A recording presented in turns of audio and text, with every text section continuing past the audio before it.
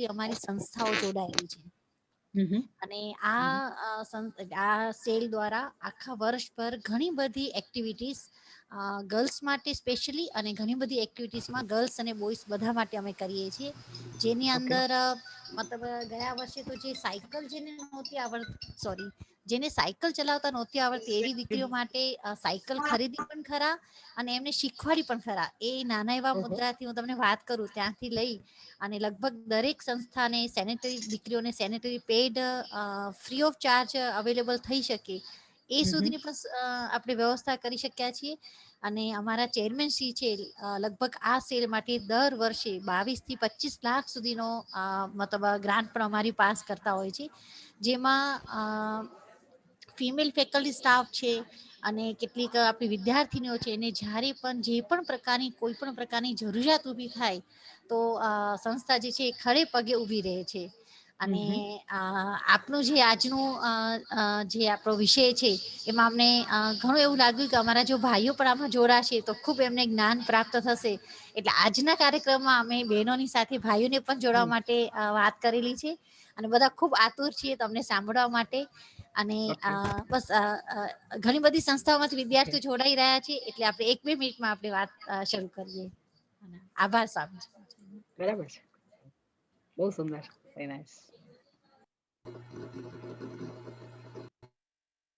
આ જે સેલ છે એમના પ્રેસિડેન્ટ છે ચેરપર્સન એ છે ડોક્ટર વીણાબેન પટેલ. એ પણ થોડીક વારમાં આપણી સાથે જોડાશે. ઓકે. આજે આખી સંસ્થા જે આખી યુનિવર્સિટી છે એમાંથી સ્કૂલ્સમાંથી પણ કેટલાક WC કોઓર્ડિનેટર અને દરેક કોલેજમાંથી કેટલાક વિદ્યાર્થીઓ આપણી સાથે જોડાયા છે. જેમાં ફેકલ્ટીઝ પણ છે અને વિદ્યાર્થીઓ પણ છે. ઓકે.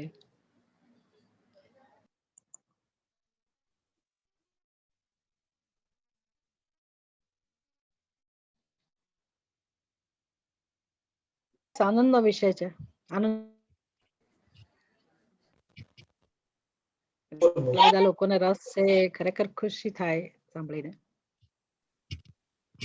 જે વિદ્યાર્થીઓને અને ફેકલ્ટીને ઇન્ટરેસ્ટ છે એ લોકોએ રજીસ્ટ્રેશન કરાવ્યું છે એટલે એમને વિષયનો પણ ખ્યાલ છે અને વિષયમાં ઇન્ટરેસ્ટ પણ ખૂબ છે. એ જ આશ્ચર્યની વાત છે કે આ સમયમાં આવી રીતે બધાને રસ હોવો અને સ્વેચ્છા એ બધાએ ભાગ લેવો એ ખરેખર બહુ સુંદર વસ્તુ છે, ગૌરવની વસ્તુ છે. પણ સ્વામીજી આપનું પણ નામ જે છે અને વિષય એ બહુ આકર્ષિત છે અને એટલે કદાચ કોઈને રસ ન હોય તો પણ એમ થયું કે ના આપણે સાંભળવા જોઈએ અને વિષય પણ એટલો ઇન્ટરેસ્ટિંગ છે એટલે બધાને વધારે રસ પડ્યો છે. તો સાંભળ્યા પછી એમનો કેવો અભિપ્રાય છે.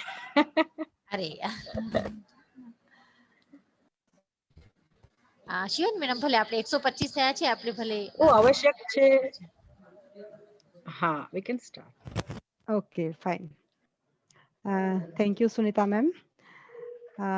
So આપણે ફોર્મલી આપણા આ ઇવેન્ટને સ્ટાર્ટ કરીએ. મને ખૂબ જ જેને કહીએ ને કે એકદમ ખુશીની લાગણી થાય છે કે આજે મારે પરિચય આપવાનો છે સ્વામીની સુપ્રભાનંદા સરસ્વતીજીનો. બહુ જ ટૂંકમાં જો કહીએ તો તમને સ્લાઇડ્સ એટલા માટે રાખી છે કે કદાચ મારો અવાજ બ્રેક થાય તો તમે લોકો એને ફોલો કરી શકો. પવિત્ર અને સંસ્કારી કુટુંબમાં જન્મેલ, કારકિર્દી પછી બેન્કિંગ ક્ષેત્રમાં 12 વર્ષની સેવા એમણે આપેલી છે. સ્ટેટ બેંક ઓફ ઇન્ડિયામાં તેઓ સારા એવા હોદ્દા ઉપર હતા.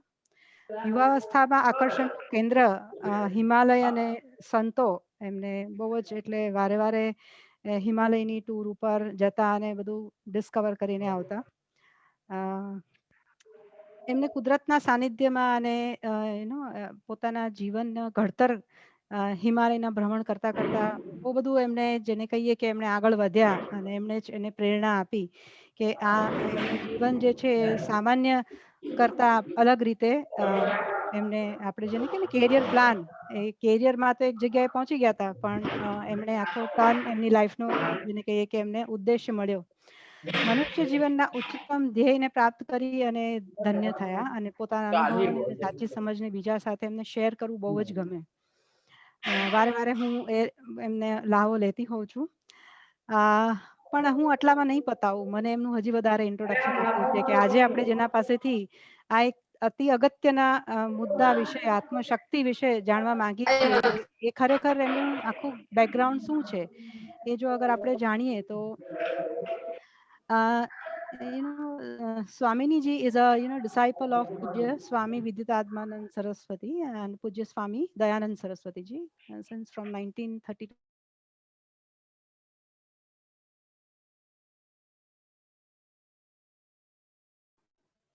શિવાની Okay. Madam unmute. હા Yeah, I have done it. So, who was a great, exponent of Vedanta and Hindu scriptures. With the grace of both Mahatma, she has got a sannyas diksha from them in year 2003. Swamini ji comes from a very posh Brahmin family holding a very rich spiritual background. After finishing her graduation during the career, along with her service, she has started visiting Himalayas for spiritual upliftment. She was very lucky to have a satsang with them regularly. In year 1990, she came in contact with Swami Vidyutadmanand Saraswati ji, who is a great Vedant Acharya and founder of institution named Adhyatma Vidya Mandir in Ahmedabad. Swamiji inspired her to join a long-term course in Gurukulam, Anaikatti, 1995 to 1998 for a profound study of Vedanta as well as a proper structure of a lifestyle of sadhus. In a Gurukulam, she had great opportunity to learn Sanskrit grammar with Panini Sutra and Vedic chanting, also along with in-depth study of Vedanta Pratnatre and the Upanishads, Bhagavad Gita, and Brahma Sutras with Sanskar Bhashya and other tikas. Since 1998, she is in Ahmedabad and she is a teacher, teaches Vedanta, Bhagavad Gita, Upanishada with Bhashya Tika, Prakaran Granthas, Bhakti Granthas, Sanskrit, and Vedic chanting on regular basis. She gives the public talks in different towns of Gujarat, and she also conducts spiritual camp in a different place in India every year. She has started Vedanta Pratnatre for sincere students in 2018. So this is what her introduction. So she has a great journey, I think more than 20 years, a journey of the spiritualism. And today we are very grateful to have her with here. So to impart her knowledge with us, and we can have, the more enlighten our life, and we can come to know that our own, the new you in ourselves. Welcome, Swamini ji. And now you can start. Ma'am, recording start karવાનું, Sunita ma'am. છે જ. Ha, okay, થઈ thank you.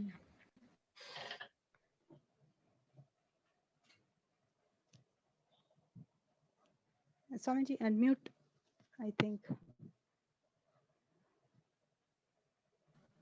Swamiji એક minute તમને unmute કરવું પડશે.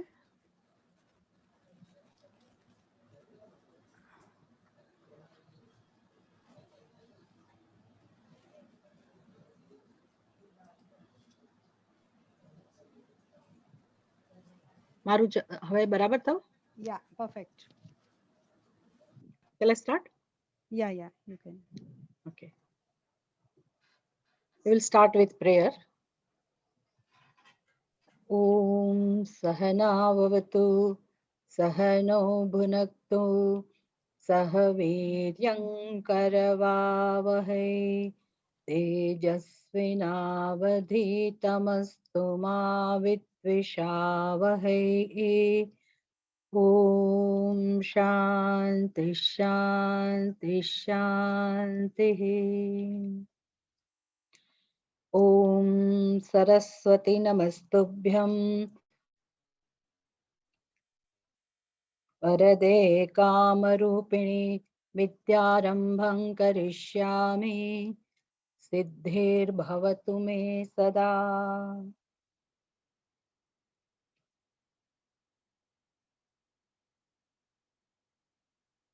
મને ખૂબ આનંદ થયો આ સબ્જેક્ટ મેટર જાણીને.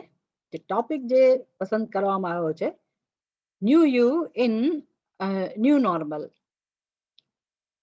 આત્મશક્તિથી ખોજ. એટલો બધો મહત્વનો ટોપિક છે.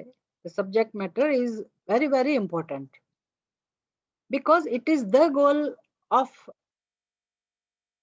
our life. મનુષ્યના જીવનનું એકમાત્ર ધ્યેય આ જ છે. ધ્યેય છે એટલું જ નહીં, એની આપણે શોધ કરી જ રહ્યા છે, એને જ શોધી રહ્યા છીએ.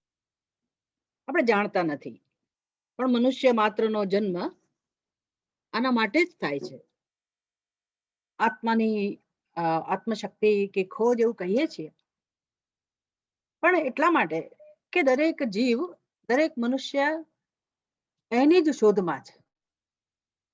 અનાદિકાળથી દરેક જન્મ એના માટે જ લે છે, એની શોધ જીવનમાં ચાલી જ રહી છે. એટલા માટે આ ટોપિક બહુ મહત્વનો છે કે જો કોઈ એક જન્મમાં આપણને ખબર પડી જાય કે આપણે ખરેખર આના માટે જ જન્મ લઈએ છીએ, અને જ્યાં સુધી આ ખોજ પૂરી નહીં થાય, જ્યાં સુધી આપણે એ ધ્યેય પૂરું નહીં કરીએ, ત્યાં સુધી જન્મવાનું ચાલુ રહેશે. એટલે આ સમજ આપણા જીવનમાં એટલી બધી મહત્વની છે. પછી ભલે આપણે ધ્યેય આપણાથી કદાચ પૂરું ના થાય, આપણે હાંસલ ના કરી શકીએ, પણ આપણને એક દિશા મળે જીવન જીવવાની, કે ભાઈ આપણા જીવનનો કોઈ ધ્યેય છે અને એ ધ્યેય લઈને આપણે જન્મેલા છીએ.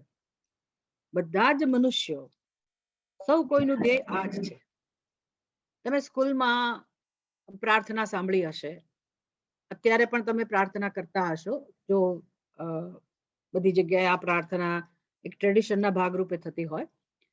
અસતો માં સદગમય, તમસો માં જ્યોતિર્ગમય, મૃત્યોર્માં અમૃતમ ગમય. આવી આપણી પ્રાર્થના છે. અસત્યો માં હેતી પ્રભુ પરમ સત્ય તું લઈ જા, ઊંડા અંધારેથી પરમ તેજે તું લઈ જા, મહામૃત્યુમાંથી અમૃત સમીપે નાથ તું લઈ જા. આપણા હૃદયની પ્રાર્થના છે, દરેકના હૃદયની, જીવ માત્રના હૃદયની આ પ્રાર્થના છે, અને આ જ ઝંખના છે. અત્યારે આ ક્ષણે પણ દરેકના હૃદયમાં ખરેખર તો આ જ પ્રાર્થના રહેલી છે. આપણે એને સાંભળતા નથી, કે આપણે એને ઓળખી નથી શક્યા. આપણને થાય કે કેમ આવી પ્રાર્થના છે, બધાની આવી પ્રાર્થના છે, આવું કેમ છે? આવું એટલા માટે છે કે એ જ આપણું સત્ય છે. જે આપણે વિષય પસંદ કર્યો છે કે જેની ખોજ આત્મશક્તિ કી ખોજ, એટલે ખરેખર તો આત્મશક્તિની ખોજ, આત્મશક્તિની શોધ એટલે આત્માની જ શોધ છે. આત્મશક્તિ એ જ જગતના રૂપમાં અભિવ્યક્ત થયેલી છે. આત્મા જ આપણું સત્ય છે. પણ એ આત્મા એટલે શું એ આપણને ખબર નથી. આપણને એમ કે કોઈ શરીરમાં અંદર ઊંડે ઊંડે છે, એનું નામ આત્મા.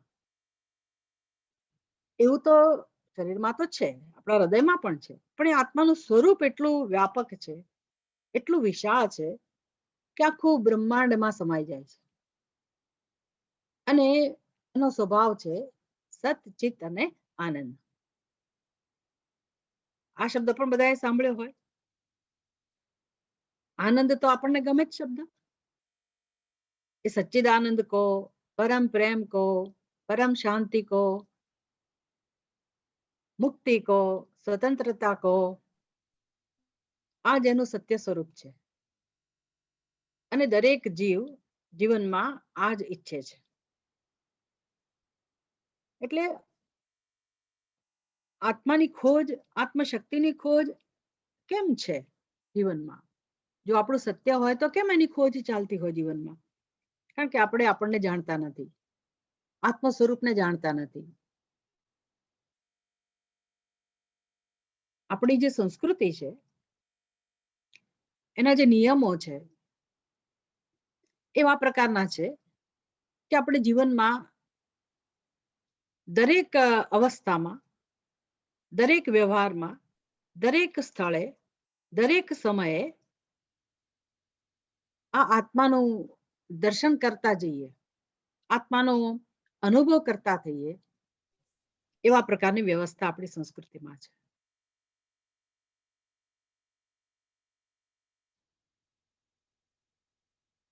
આપણને એમ કે આત્મા પ્રાપ્ત કરવાની વસ્તુ છે. એ આત્મા એટલે જ પરમાત્મા. આત્મા એટલે જ આનંદ, આત્મા એટલે જ પ્રેમ, આત્મા એટલે જ સત્ય. એ જ બધાનું મૂળ છે. The root, the main cause જો હોય તો આત્મા છે. અને એ છે જ here and now, right here, right now. અત્યારે એ જ આપણું સત્ય છે, બધાનું સત્ય છે. આપણે જાણતા નથી. અને એ આપણું સત્ય છે એટલે આપણા હૃદયમાં એની ઈચ્છા છે. તો વેદાંત શાસ્ત્ર નો વિષય છે આ બધો. તો પણ છેવટે એ આપણું જીવન છે. ક્યારેક તો આપણે એનાથી પરિચિત થવાનું જ છે. આપણે સ્કૂલમાં એવું સાંભળ્યું પણ છે, સા વિદ્યા યા વિમુક્તએ. એટલે ખરી વિદ્યા કઈ છે? તો કે જે આપણને મુક્તિ અપાવે. શેમાંથી મુક્તિ અપાવે? તો કે બધા જ પ્રકારની મર્યાદામાંથી, બધા પ્રકારની પરવશતામાંથી, દુઃખમાંથી, નિરાશામાંથી હંમેશ માટે જે આપણને મુક્તિ પ્રાપ્ત કરાવે, એ જ વિદ્યા ખરા અર્થમાં વિદ્યા છે. ઉપનિષદ ની અંદર એક શિષ્ય ગુરુ પાસે જાય છે. એક ઉપનિષદની વાત છે. અને ગુરુજીને કહે છે કે મને આવી મુક્તિમાં રસ છે. અને ગુરુજી એને કહે છે વે વિદ્યે વેદિતવ્ય, તારે બે વિદ્યા જીવનમાં પ્રાપ્ત કરવી જોઈએ. કઈ બે વિદ્યા? પરાવિદ્યા અને અપરાવિદ્યા.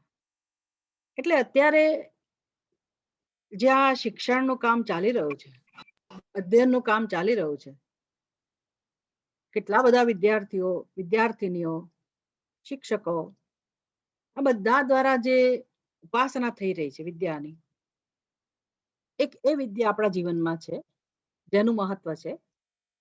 અને ગુરુજી કહે છે કે આ વિદ્યાની ઉપાસના પણ થવી જોઈએ. આપણા જીવનનો પાયો છે, એનાથી આપણો વિકાસ છે, એનાથી આપણી ઉન્નતિ છે. પણ બીજી વિદ્યા પણ આપણા જીવનમાં આવશ્યક છે, અને એ છે પરાવિદ્યા. પરાવિદ્યા એટલે આત્મશક્તિની ખોજ, એને જાણવું. પણ વિદ્યા કેમ કહેવામાં આવ્યું? વિદ્યાથી તો શું મળે આપણને? વિદ્યાથી કે બીજું પ્રાપ્ત ના થાય. વિદ્યા એટલે જ્ઞાન. વિદ્યા કે જ્ઞાનથી આપણને કોઈ જે વસ્તુ ન હોય એ પ્રાપ્ત ના થાય. જે વસ્તુ હોય એનું જ્ઞાન થાય, કારણ કે એનું અજ્ઞાન છે. અને અજ્ઞાન તો માત્ર જ્ઞાનથી જ દૂર થાય. એટલે આત્માની અવિદ્યા, આત્માને ન જાણવું, પોતાના સ્વરૂપને ન જાણવું, આપણા સત્યને ન જાણવું, જગતના સત્યને ન જાણવું, એનું નામ અવિદ્યા. એ અવિદ્યા દૂર કરવાનો ઉપાય એટલે આ વિદ્યા, આત્મવિદ્યા. એને બ્રહ્મ વિદ્યા પણ કહેવાય. આ જે વિદ્યા છે એ આપણને આપણા જ સ્વરૂપનું જે અજ્ઞાન આપણી બુદ્ધિમાં છે એને દૂર કરવામાં અત્યંત આવશ્યક. અને ભગવાન એટલે જો તમે ભગવાન મને આ પ્રકારે સમજતા હો, એમાં શ્રદ્ધા હોય. પણ ભગવાન શબ્દ આપણી સંસ્કૃતિમાં આપણે ભગવાન શબ્દ કહીએ છીએ, ખરેખર તો અલ્ટિમેટ ટ્રુથ, પછી એ જ તત્વ, એ જ આત્મા, એ બધાનું સત્ય છે. તમે એને ભગવાન કહો, તમે એને જીસસ કહો, તમે ઈસાઈ કહો, જે સંપ્રદાયમાંથી આવતા હોય, જે વ્યક્તિ જે ધર્મમાંથી આવતા હોય, બધા જ જે સ્વરૂપ છે એનો જે સાર છે, એનો સાર તત્વ છે, ખરું સત્ય છે, એનું નામ જ આત્મા. That is the ultimate truth. અને બધા જીવોનું સત્ય છે. જળ ચેતન સૌ કોઈનું સત્ય આ છે. નાનામાં નાનું જંતુ હોય, તુચ્છમાં તુચ્છ કીડી, કે પછી ઝેરી કોઈ એવા જીવજંતુ હોય, સર્પ, વીછી વગેરે, ત્યાંથી શરૂ કરીને દેવતા, એમ બધાનો સમાવેશ જેમાં થઈ જાય એવું આ તત્વ છે. આત્મા અનેક ને એ એક જ આત્મા, જેનો સ્વભાવ છે જ્ઞાન, જેનો સ્વભાવ છે સચ્ચિદાનંદ, જેનો સ્વભાવ છે પ્રેમ, જેનો સ્વભાવ છે પૂર્ણતા. આ જે છે એ જ જીવ માત્રનું સત્ય છે. અને એની જ ઉપાસના ચાલી રહી છે જીવનમાં. જો આપણને ખબર પડી જાય કે આપણું જીવન એના માટે જ છે, તો બહુ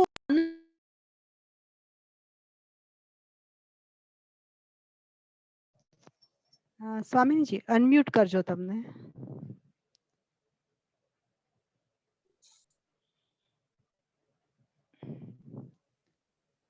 ઓકે, થેન્ક યુ.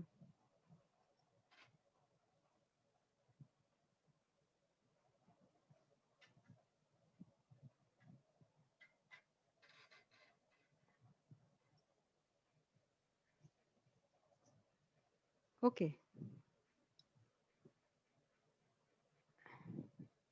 અનમ્યુટ થઈ ગયા ને? હા, ના વચ્ચે ના, પાછું ઓડિબલ ઓડિબલ. હા, કેટલું કઈ ગયું?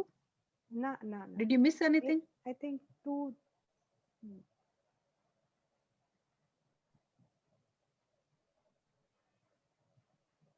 પાર્ટિસિપન્ટ મિનિટ જેટલો કે 2 વાક્ય જેટલો? વાક્ય મિનિટ તો નહીં હોય. ઇટ ઇઝ ઓનલી બે એકાદ વાક્ય જ, 1 કે 2 વાક્ય છે. Okay okay. એટલે જીવનમાં જેની શોધ ચાલી રહી છે એ તત્વ આપણું સત્ય છે, અને એ જ આપણી ઈચ્છા છે. ખરેખર બધાનું સત્ય છે, જીવ માત્રનું સત્ય આ છે. એટલે તુચ્છમાં તુચ્છ જંતુ હોય તો એનું સત્ય પણ આ છે. કીડી માત્રનું સત્ય આ છે, અને ઉત્કૃષ્ટ ઉપાધિ દેવી દેવતાઓ એનું સત્ય પણ આ જ છે, અને આપણું સત્ય તો હોય જ. આવા આપણા સત્યથી આપણે સભાન નથી, અને એની ઈચ્છા છે. એટલે આ ઈચ્છા પૂરી કરવી એ પણ આપણા જીવનનું ધ્યેય હોવું જ જોઈએ. તો પછી બીજી બધી જે ઈચ્છાઓ પૂરી થાય છે અને આપણી ઉન્નતિ થાય, વિકાસ થાય,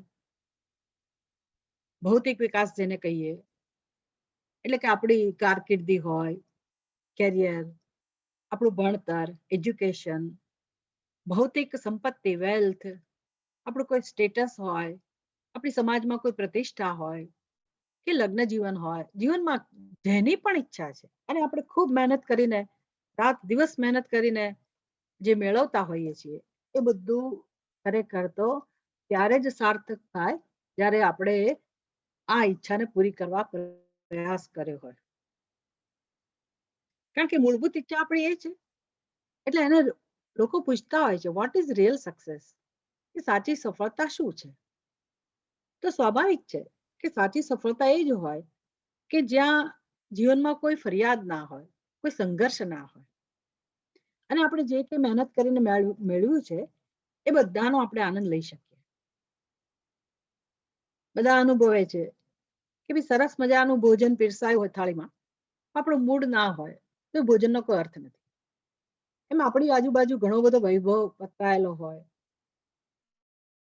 ઘણી બધી વસ્તુઓ ઉપલબ્ધ હોય, મોજ શોખના સાધનો હોય, સગવડતા હોય, આપણા મનપસંદ વ્યક્તિઓ, વિષયો, બધું હોય, પણ જો આપણું મન એને માણવા માટે તૈયાર ના હોય, આપણા મનમાં કંઈક ઉશ્કેરાટ હોય, સંઘર્ષ હોય, અશાંતિ હોય, તે વસ્તુઓ કામમાં નથી આવતી.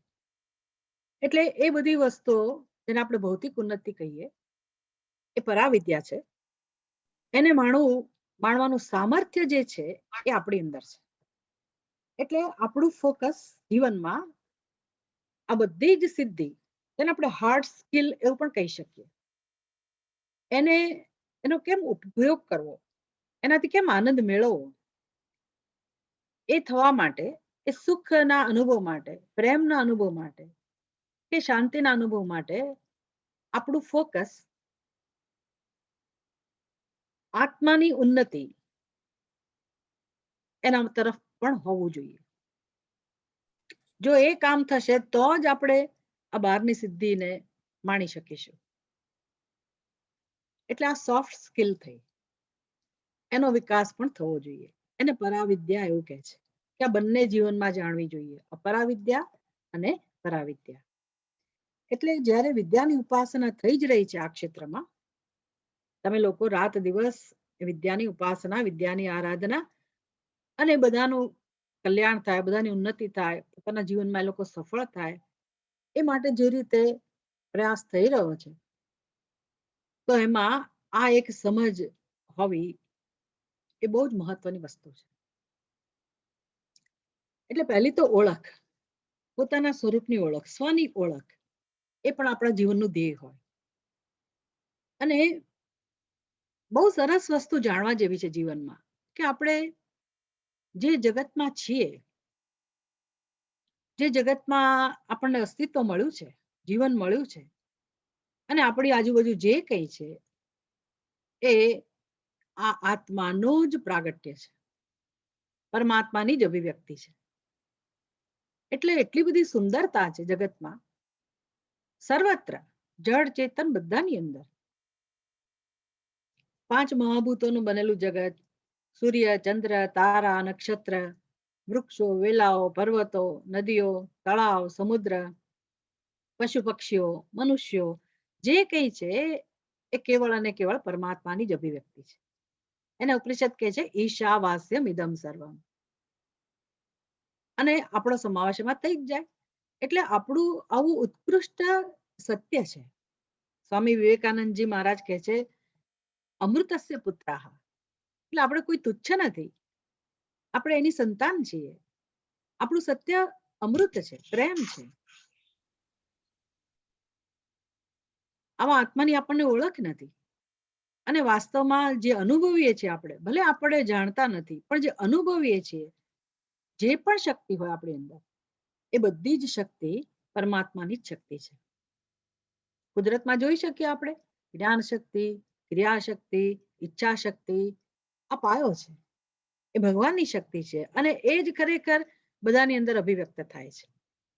આપણે એવું માનીએ છીએ કે મારી શક્તિ છે, એટલે પછી આપણે પાછા પડીએ છીએ. કેમ? તો કે પછી સરખામણી થવાની, કે મારી કરતા પેલી વ્યક્તિ તો વધારે હોશિયાર છે, એને તો વધુ આવડે છે, અથવા તો એ તો આગળ વધેલી છે. અથવા તો અભિમાન જન્મશે કે મારી અંદર કંઈક છે, હું કંઈક વધારે જાણું છું, હું કંઈક હોશિયાર છું, હું સફળ છું.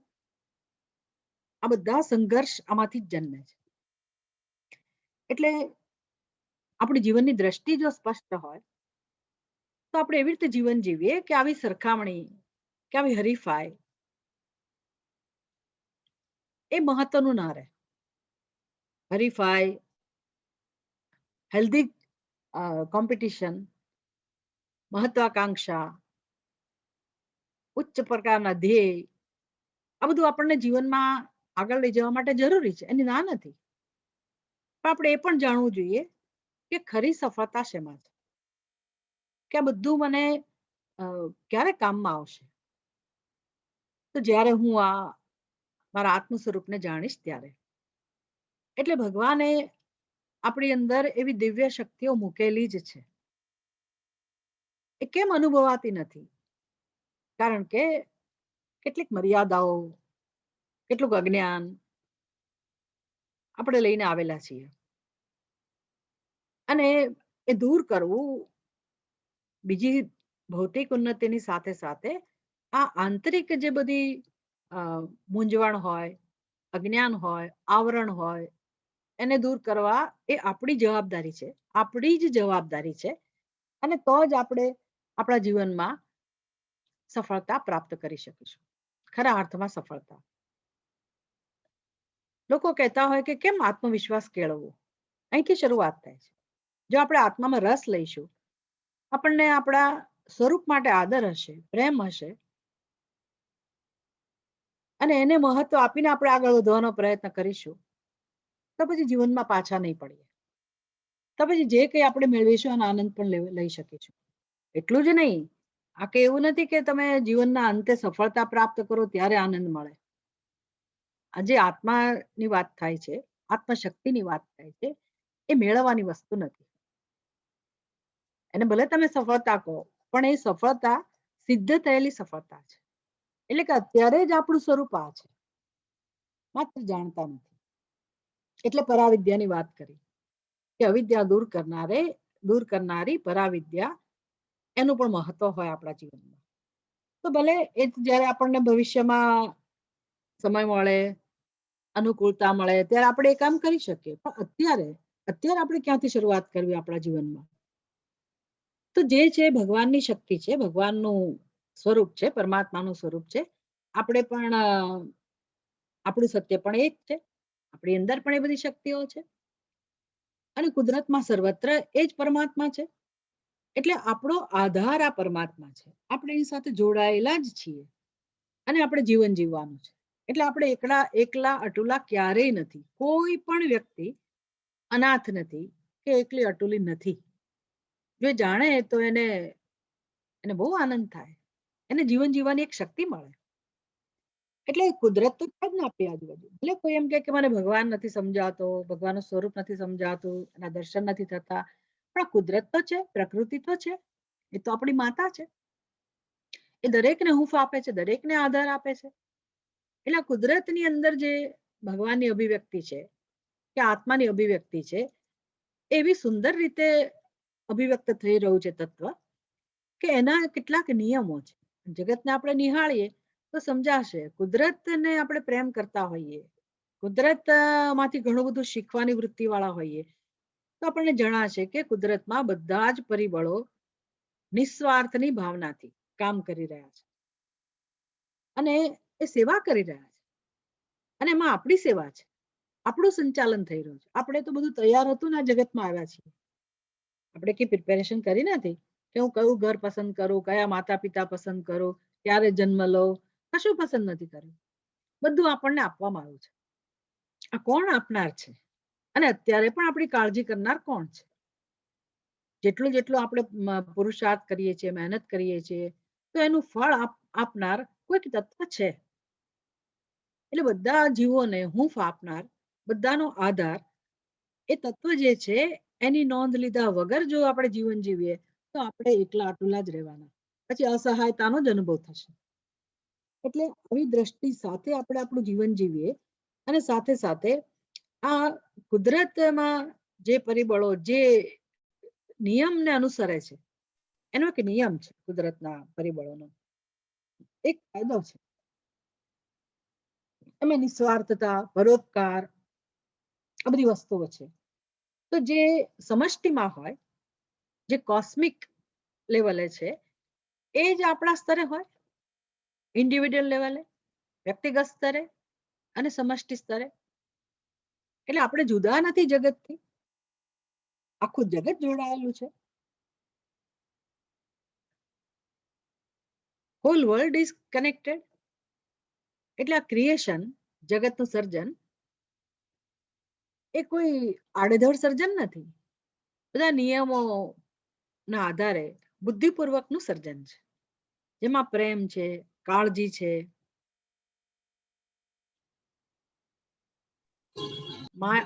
મમતા છે,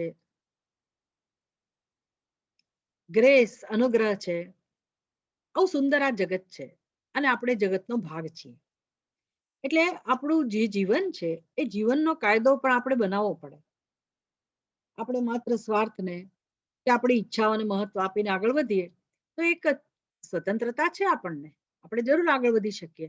પણ બુદ્ધિમાન મનુષ્ય, જેને ખરેખર આગળ સાચી સફળતામાં રસ છે, જેને આત્મવિશ્વાસ કેળવવામાં રસ છે, જેને બંધનમાંથી મુક્ત થવામાં રસ છે, દુઃખમાંથી મુક્ત થવામાં રસ છે, એ મનુષ્ય આ બધાનો લાભ લઈ શકે. તો એ જે પૂર્ણતા છે, એ આપણી અંદર પણ છે, આપણું પણ સત્ય છે. તો કુદરતને, જગતને ચલાવનાર જે નિયમો, પરિબળો છે, જે કાયદા છે, એને આપણે આપણા જીવનનો આધાર બનાવવો જોઈએ. અને એને ધર્મ કહેવું હોય તો કહી શકાય. એમાં કોઈ વાડા જ મતભેદ નથી, બધા માટે સમાન છે, જેને માનવ ધર્મ કહેવાય. અને એ ધર્મનું જ્ઞાન કોઈને નથી એવું પણ નથી. એ ધર્મનું જ્ઞાન પણ બધાને છે. જેમ કે હું જેની સાથે જીવન જીવતી હોઉં, જેની સાથે વ્યવહાર કરતી હોઉં, એ વ્યક્તિ મારી સાથે જૂઠું બોલે તો મને ના ગમે. કોઈ પણ આપણી સાથે અસત્ય ભરેલો વ્યવહાર કરે તો આપણને ન ગમે. તો મારો ધર્મ શું થયો કે હું પણ એવું ના કરું? મારા જીવનમાં પણ સત્યનું મહત્વ હોય. પ્રમાણિક માણસ આપણને ગમે, પ્રમાણિકતા ગમે. તો મારા જીવનનો નિયમ પણ પ્રમાણિકતા હોય. હિંસા મને ના ગમે. તો હું પણ હિંસાનું આચરણ ન કરું. મારી અપેક્ષા હોય કે બીજા મારા પ્રત્યે દયાભાવ બતાવે, મારી ભૂલ થઈ હોય તો પણ મારા પ્રત્યે ક્ષમા કરે. તો આ બધી વસ્તુઓ આપણે જાણીએ જ છીએ અને આપણને એ ગમતું હોય છે. તો મારી ફરજ શું? હું કઈ રીતે વ્યવહાર કરું, હું કઈ રીતે જીવન જીવવું, તો આ બધા નિયમો બનાવું જીવનમાં. એ દેવી સંપત્તિ એવું પણ કહે છે. આપણી અંદર આ બધું જ છે. આપણે એમાંથી શીખીએ. નહીતર પછી શું થશે? તો કે માત્ર કન્ઝ્યુમર બની રહીશું, કે ભોગવવું, લેવું, ફાયદો લેવો. તો આ જગત તો આપણી સેવા કરે જ છે, બધાને એનો ફાયદો મળે જ છે. પણ પછી આપણી શું ફરજ બને? આપણે કેવી રીતે કન્ઝ્યુમર માંથી કોન્ટ્રીબ્યુટર બનીએ, અને એવો બનીએ તો આપણને શું ફાયદો થાય? આ બધું શીખવા જેવું છે. એટલે આને સોફ્ટ સ્કિલ કહેવાય.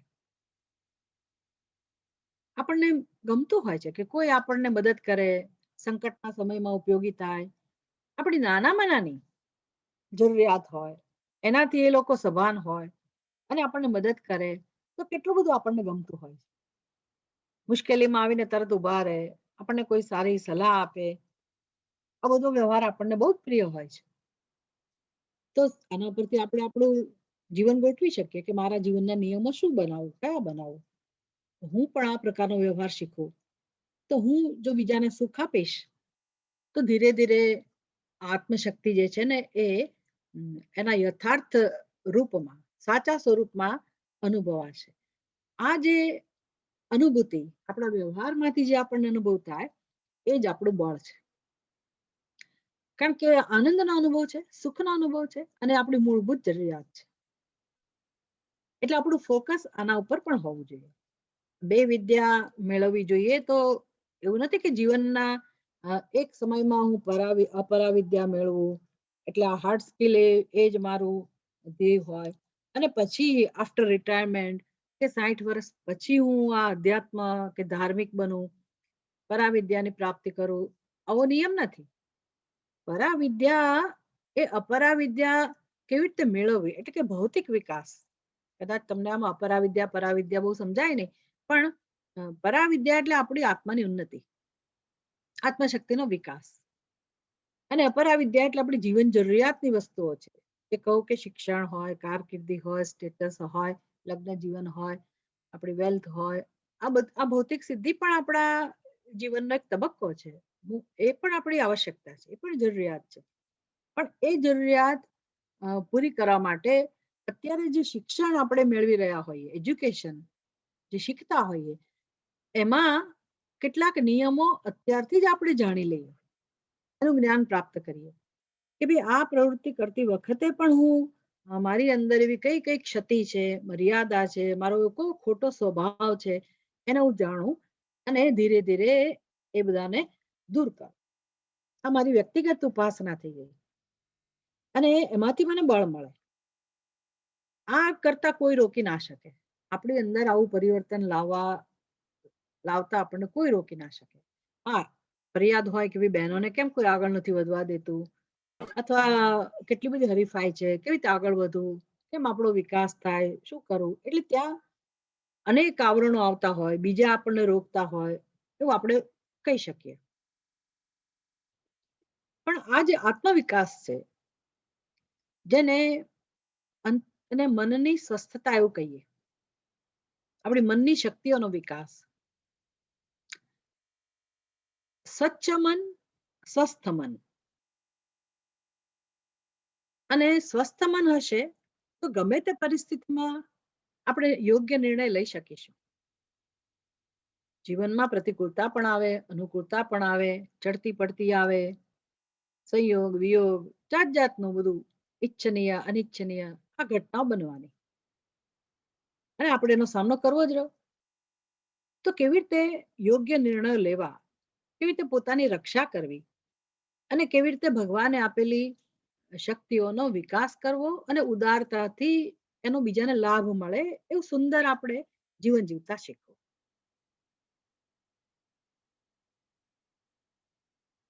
એટલે વિદ્યાની ઉપાસના, આત્મવિદ્યાની ઉપાસના, ખોજ, ભલે આપણે કહીએ આત્મશક્તિની ખોજ, પણ એ શક્તિ અંદર છે જ. આપણે એનો આવિર્ભાવ કરવાનો છે. એ સિદ્ધ જ છે, માત્ર એને આપણે પ્રગટાવવાની છે, એને ઇન્વોક કરવાની છે. કેવી રીતે થાય? એટલા મૂલ્યોનું પાલન. કહ્યું ને, કુદરતમાં બધા મૂલ્યો છે, અને જે મને ગમે છે એ બીજાને ગમે છે. કુદરતમાં જે સંવાદિતા છે, હાર્મની છે, આપણા જીવનમાં પણ સંવાદિતા હોય.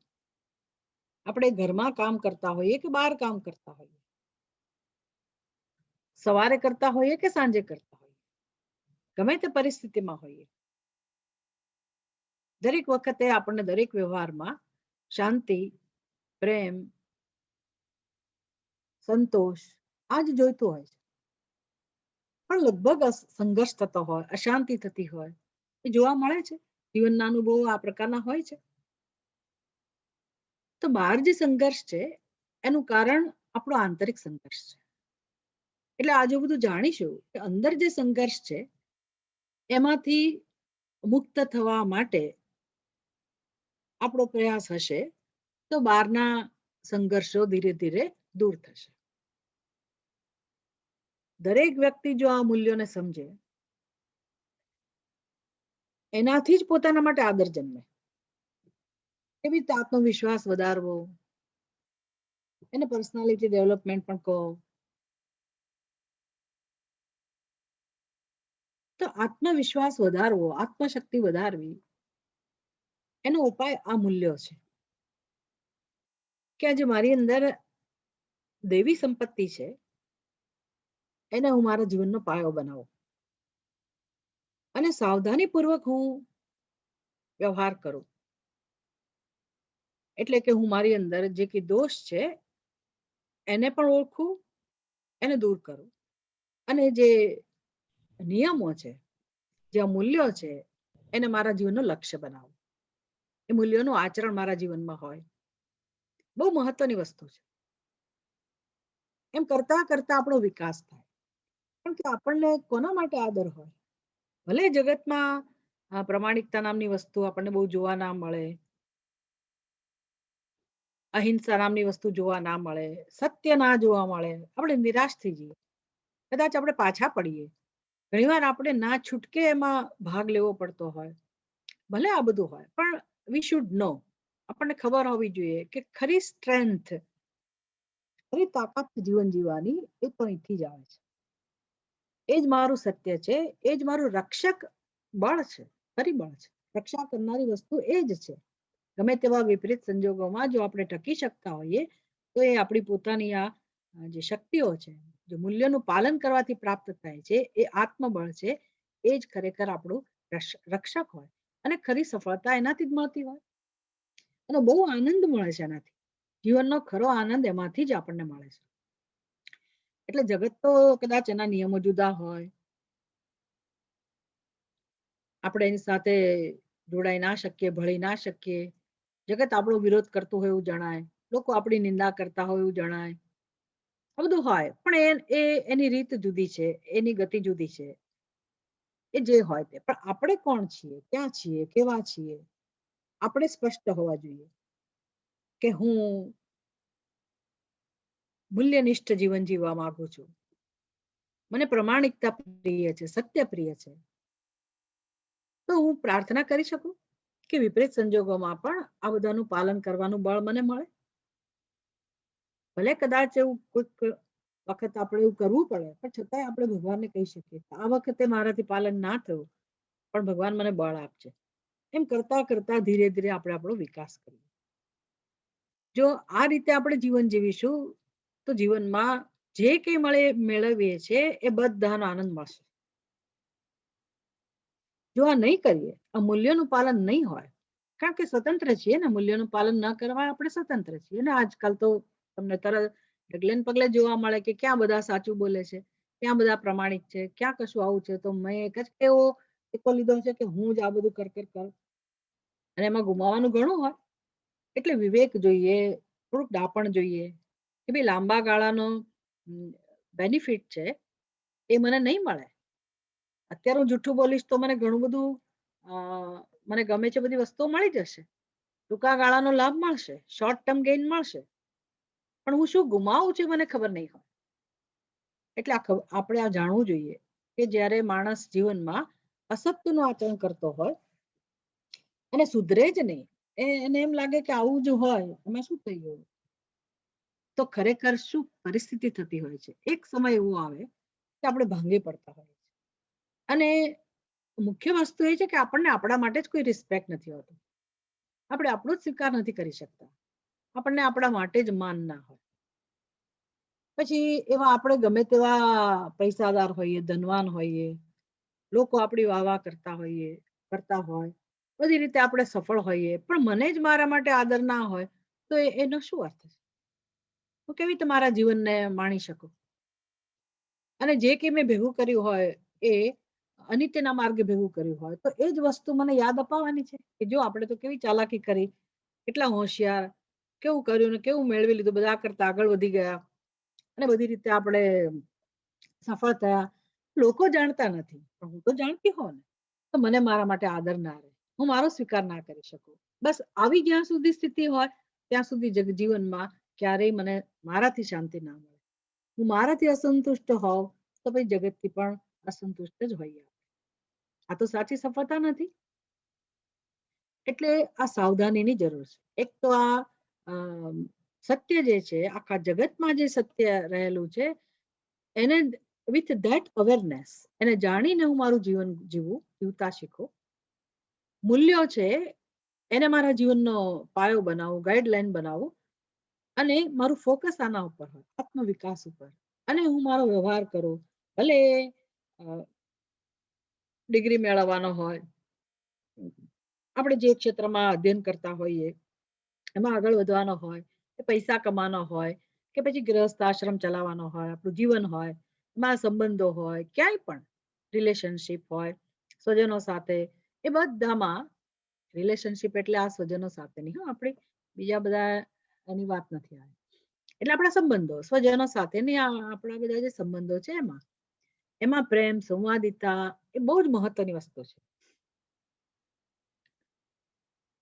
એક સરસ દ્રષ્ટાંત એના માટે છે.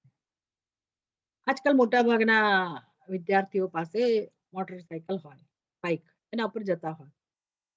હવે જો તમે જે ટ્રાફિકના નિયમો છે એનું ઉલ્લંઘન કરો, અથવા રસ્તા એવા બન્યા હોય અને એમાં બમ્પ આવતા હોય પણ તમે એની કેર ના કરો અને તમારે ઝડપથી જવું છે બસ, અને હું ઝડપથી ચલાવી શકું છું અને ધીરજ નથી અને મારે નિયમનું ધ્યાન નથી રાખવું, હું મારી રીતે ચલાવું, તો બાઇક ઉપર જેટલા બમ્પ આવે તો આપણે આરામથી, ઉંમરને કારણે, શક્તિને કારણે આપણને બહુ એ વખતે જણાય નહીં, એટલે આપણને એમ થાય કે આ તો મજા છે, એમ કરીને આપણે આગળ વધતા હોઈએ.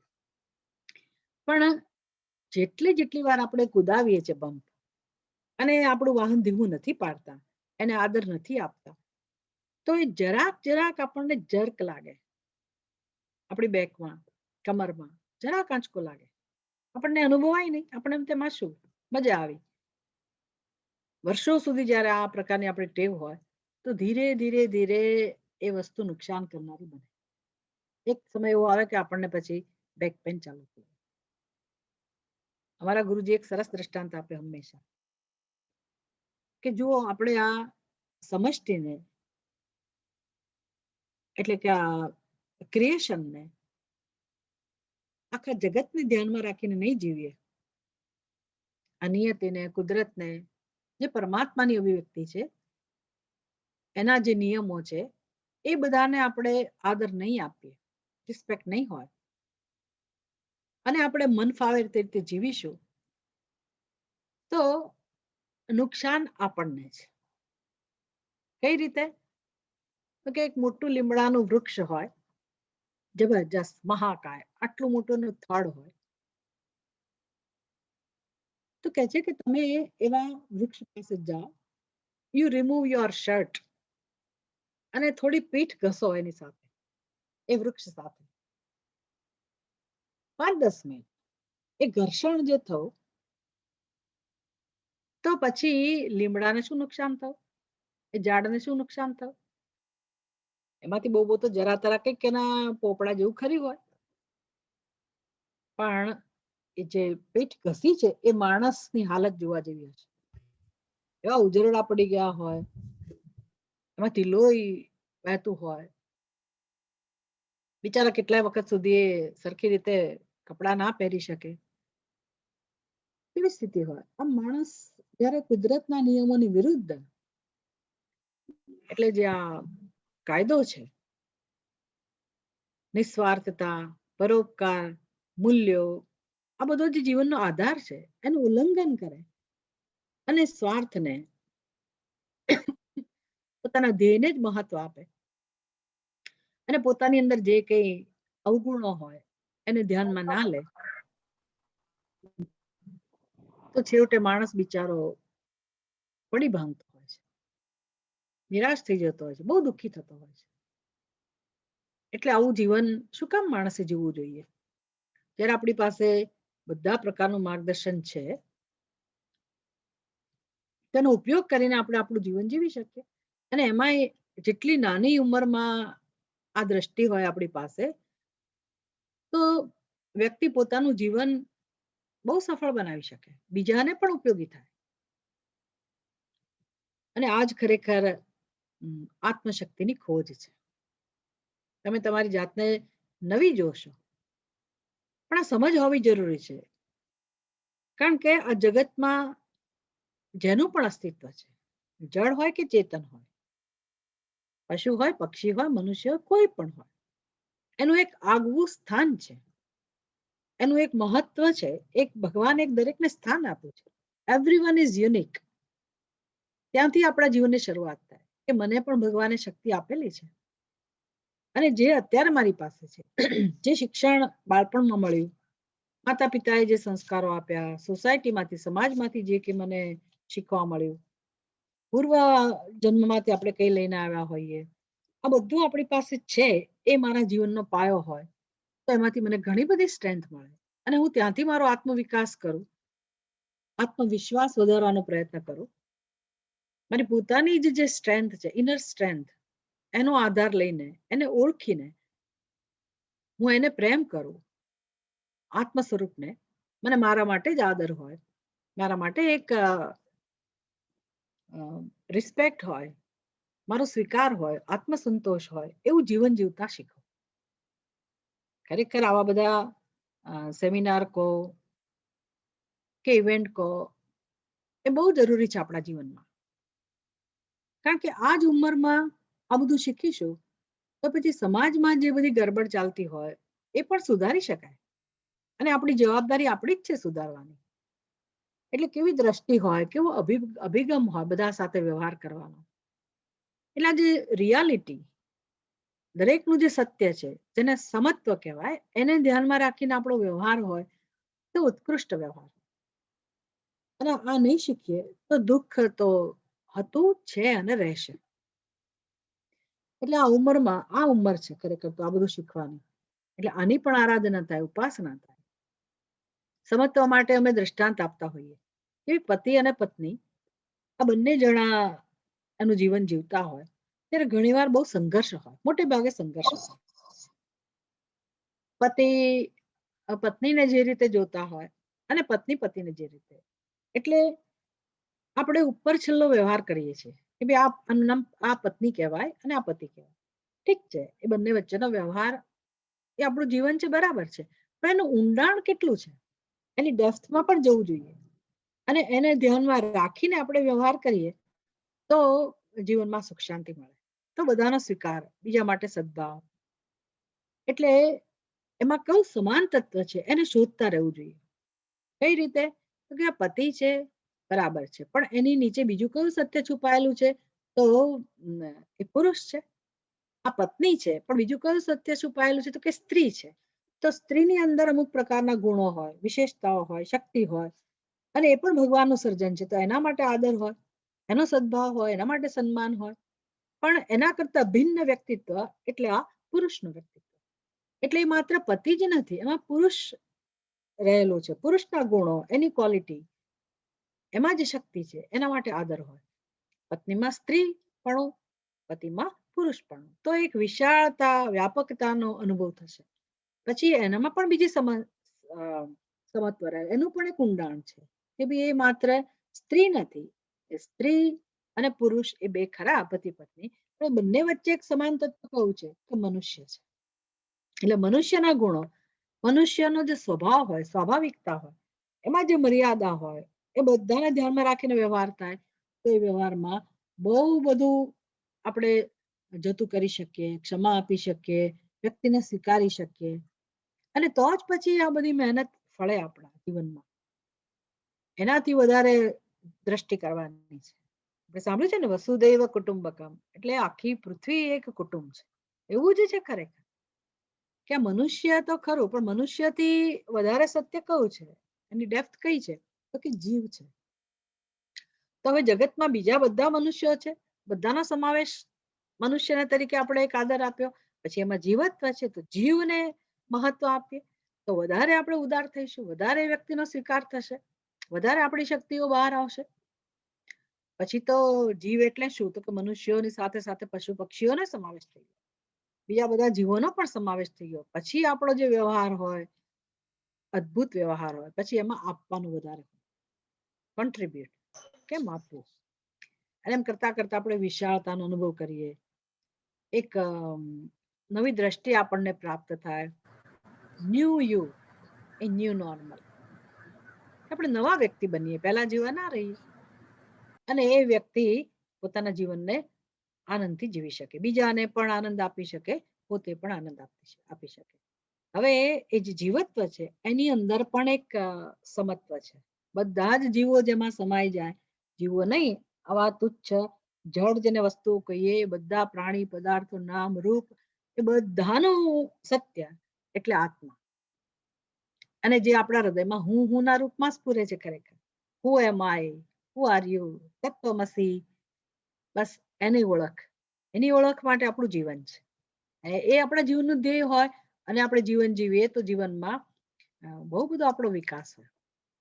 આપણને એની જરૂર છે, આપણી એ મૂળભૂત ઈચ્છા છે, અને એને ધ્યાનમાં રાખીને આપણે જીવન જીવવાનું છે.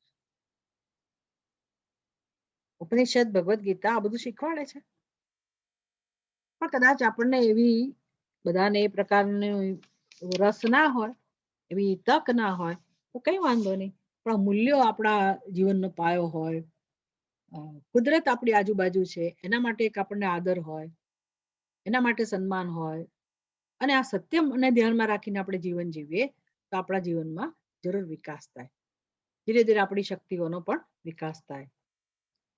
એટલે સાચી સફળતા આ સફળતા છે.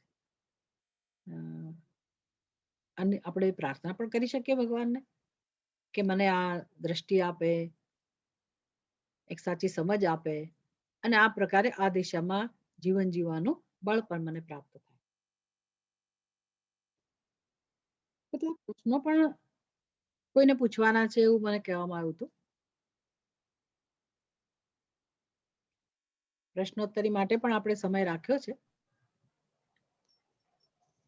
તો Yeah, participants, if you have any question, so you can raise your hand. So we will call upon your name and you can ask, or otherwise you can put your question in chat room. તમે chat room માં તમારો સવાલ મૂકી શકો છો, અથવા તો hand raise કરો પૂછવું હોય તો.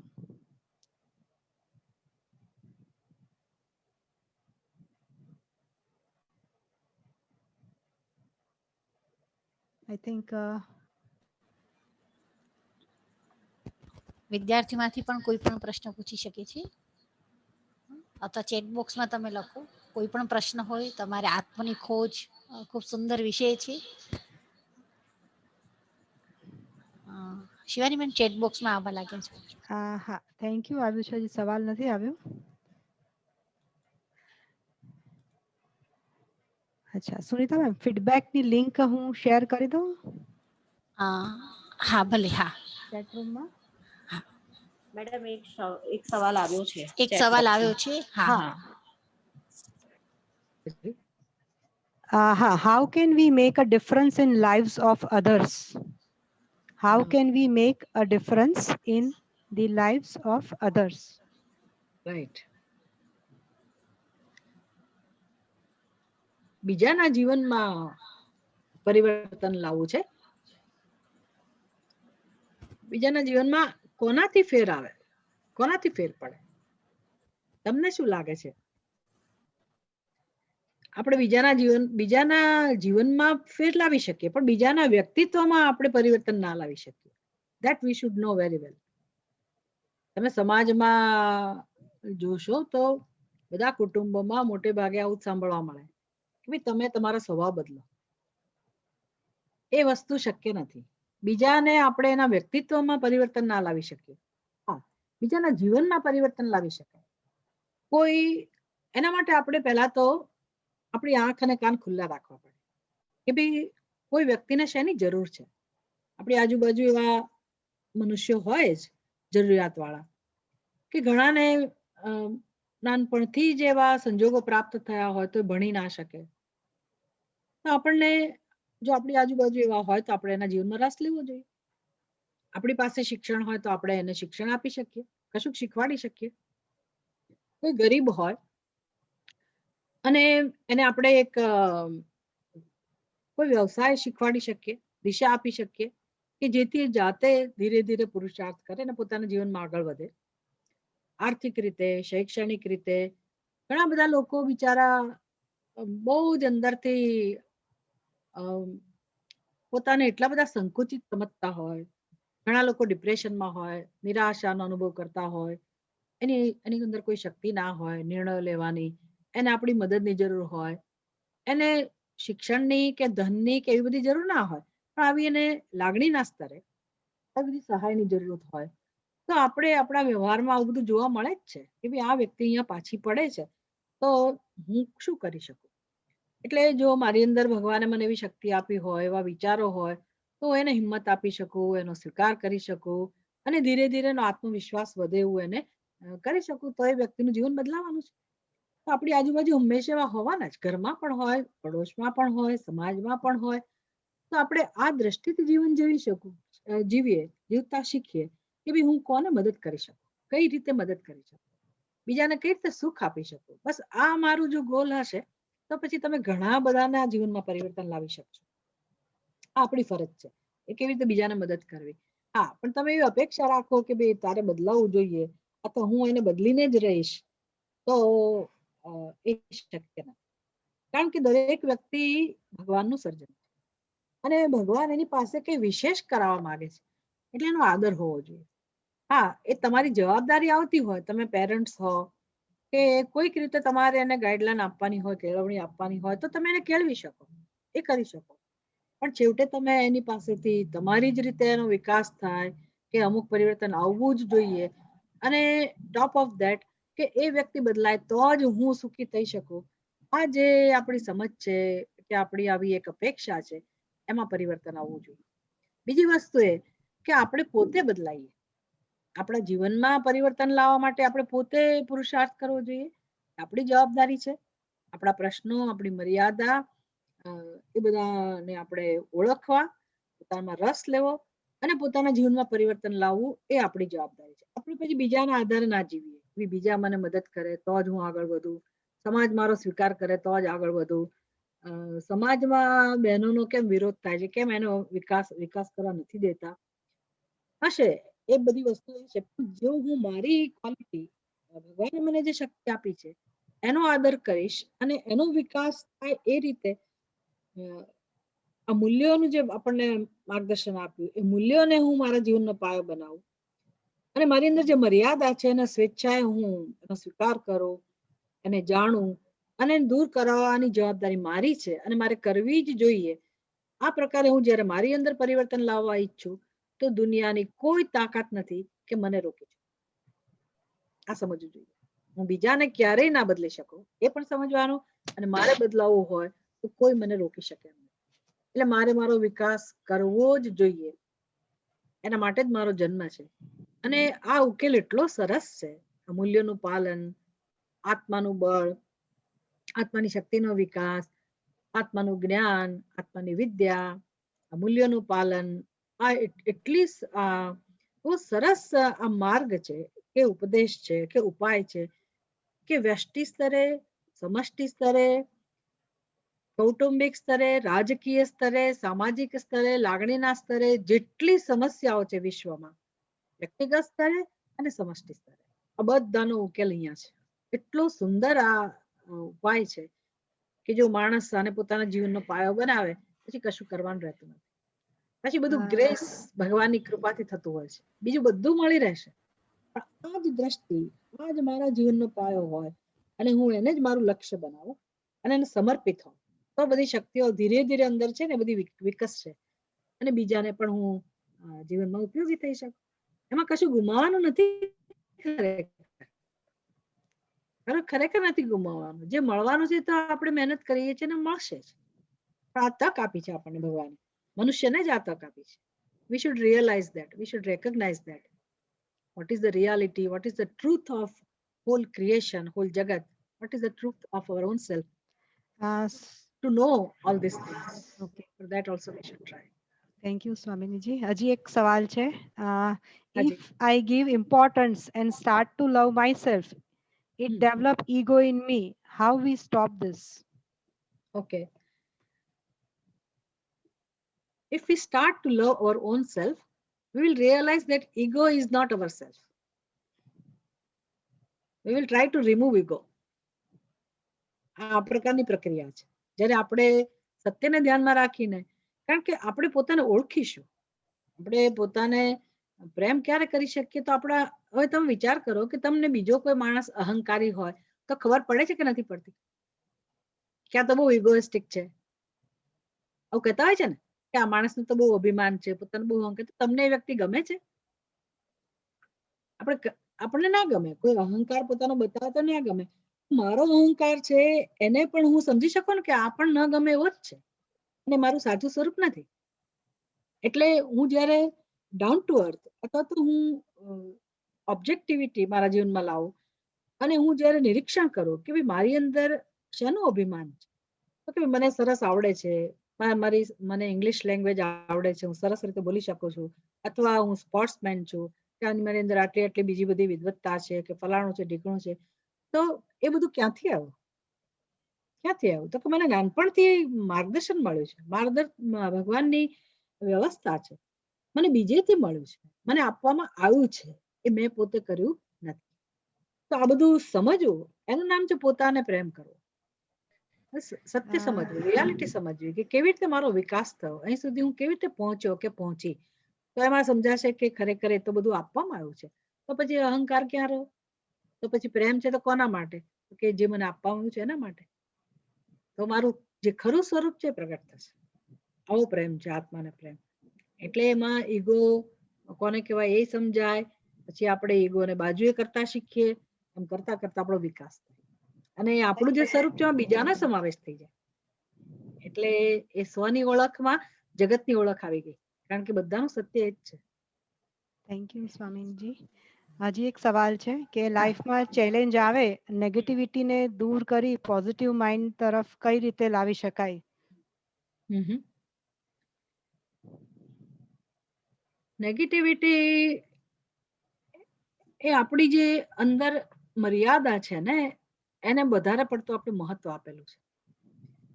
અને આ સરખામણી કરવી, હરીફાઈ, એ બધા કંઈક ભય છે આપણી અંદર. એટલે જ્યારે ચેલેન્જ આવે ત્યારે આપણે થોડા હલી જઈએ અને આ બધી જે વસ્તુઓ આપણે પહેલેથી જ આપણા માટેની જે માન્યતા હોય કે અન્ય માટેની, એ બધી આપણને પાછળ પાડે છે. એ ચેલેન્જ નો સ્વીકાર આપણે નથી કરી શકતા. એટલે ચેલેન્જ તો આવવાની જ છે, પડકાર તો મળવાના જ છે જીવનમાં ચારે તરફથી. આપણે શું કરવાનું? એક જ ઉપાય છે, આપણી સ્ટ્રેન્થ ઓળખવાની. એટલે કોઈ વ્યક્તિ એવી નથી કે એની અંદર તાકાત હોય જ નહીં, ઓછી વધારે હોય પણ તાકાત તો હોય જ. એટલે આપણે પોતાની જાતને ઓળખવાની છે કે ભાઈ મને શું શું આવડે છે, શું શું હું કરી શકું એમ છું. એનાથી હું થોડો મારો વિશ્વાસ વધારું, આત્મવિશ્વાસ વધારું અને ઈશ્વરની કૃપા સાથે છે. અને પછી જે ફળ મળવાનું છે એના માટે મારી અપેક્ષા ના હોય. જે રિઝલ્ટ જે મળવાનું હોય મળે, પણ પરિસ્થિતિનો સામનો કરવા માટે મારી અંદર જે શક્તિ છે એનો સારામાં સારી રીતે ઉપયોગ અને પોઝિટિવિટી ડેવલપ થાય થોડી મારી અંદર. અને મારી મર્યાદાઓ છે એને ઓળખું અને એને દૂર કરવાનો ધીરે ધીરે પ્રયાસ કરું, સ્વીકારથી, પોતાના સ્વીકારથી. તો પછી બળ વધશે અને પછી આપણે એ પરિસ્થિતિ સાથે કામ લઈ શકીશું. Thank you. સાગર પ્રિયંકા કરીને છે, એમનો સવાલ છે. સાગર પ્રિયંકા. Yes ma'am. સરસ્વતીજી, મારે એકચ્યુઅલી એક સવાલ છે કે હમણાં ગર્લ્સને અને બોયઝને મેમ અલગ પ્રેમ મળે છે.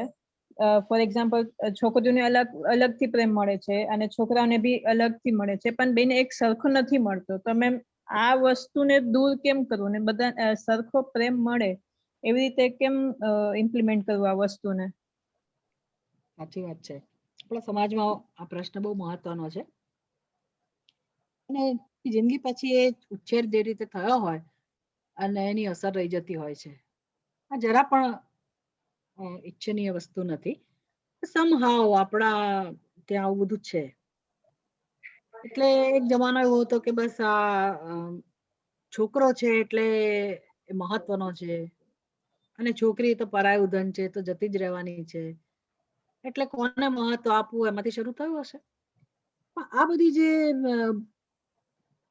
ન ગમતી વસ્તુ આપણા સમાજમાં છે એ દૂર થવી તો જોઈએ જ. કોણ દૂર કરી શકે? હવે જે થઈ ગયું એ થઈ ગયું. હવે જે નવી જનરેશન છે એની પાસેથી જ અપેક્ષા છે. એ લોકો આમાંથી પસાર થયા અને એ બંને સમજે, છોકરો અને છોકરી બંને આ વસ્તુ સમજે કે આ યોગ્ય નથી થયું. પેરેન્ટ્સ જે છે તે છે, એમને કે આપણે સુધારી ના શકીએ, એમની માન્યતાઓ, એમના અનુભવો કે એમનું જે પણ હોય એને આપણે બદલી ના શકીએ, પણ બાળકો પાસેથી અપેક્ષા છે. જો એ લોકો આ વસ્તુને દોષરૂપ ગણશે કે આવું ન થવું જોઈએ, તો હવે જ્યારે પેરેન્ટ્સ બનશે તો એમાં જે ઉછેર હશે એમાં સમદ્રષ્ટિ હશે. પણ હવે તો કદાચ એવી તક પણ ક્યાં મળવાની છે. હવે તો સિંગલ ચાઇલ્ડ વાળા થઈ ગયા બધા, એટલે જ કદાચ આમાંથી આવું હશે સિંગલ ચાઇલ્ડ, કે ભાઈ સરખામણી પણ નહીં ને એક જ સરખો બધો પ્રેમ મળે, આવું હશે.